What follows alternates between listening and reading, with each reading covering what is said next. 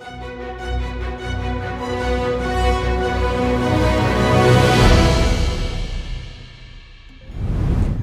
and welcome to the Morning Bulletin. This is Amina and you're watching SW News English.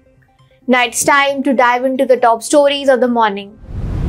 The Supreme Court has rejected the ballot paper. The Apex Court has affirmed the credibility of EVMs and their integration with VVPATs.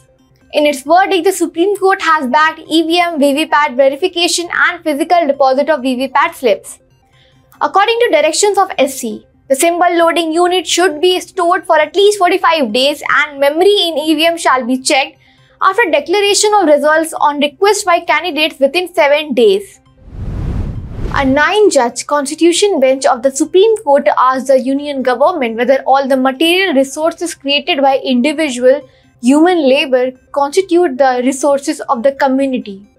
The bench is hearing a reference on the contour of Article 39B of the Constitution, including whether privately owned resources could be considered as material resources of the community.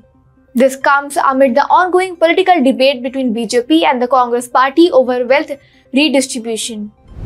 Voting for 88 constituencies in the second phase across 13 states and UT has begun. There are over 1,200 candidates.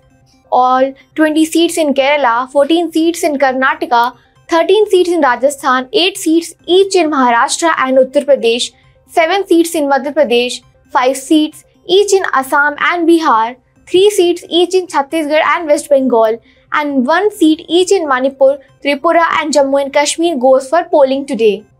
The prominent contestants are Union Minister Rajiv Chandrasekhar, BJP's Tejasvi Surya, Hema Malini and Arun Govil. Congress leaders Rahul Gandhi and Shashi Tharoor, DK Suresh and former Karnataka Chief Minister HD Kumaraswamy. Union Home Minister Amit Shah during a public meeting said that the Bharatiya Janata Party will end the Muslim reservation granted by the Congress Party and the BRS in Telangana and instead provide reservations to SCs, STs and OBCs. The Supreme Court of India has announced the integration of WhatsApp with its information and communications technology services. The announcement was made by Chief Justice of India D.Y. Chandrachud. Now lawyers will get access to information about the top court from remote areas as well through WhatsApp.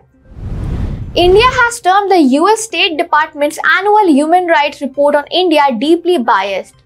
It stated that it shows a poor understanding of the country. The report was by State Department, which highlighted significant abuses in northeastern state of Manipur, where an ethnic conflict broke out last year.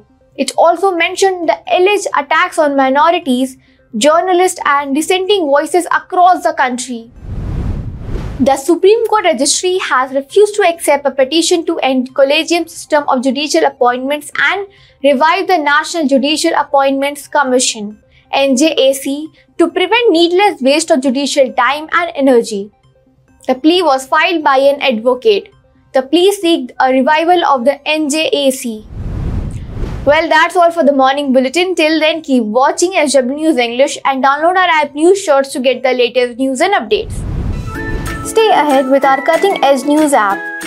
Instantly access the latest shorts in just 1 minute and breaking news in just 50 words. Download now for a smarter, faster news experience.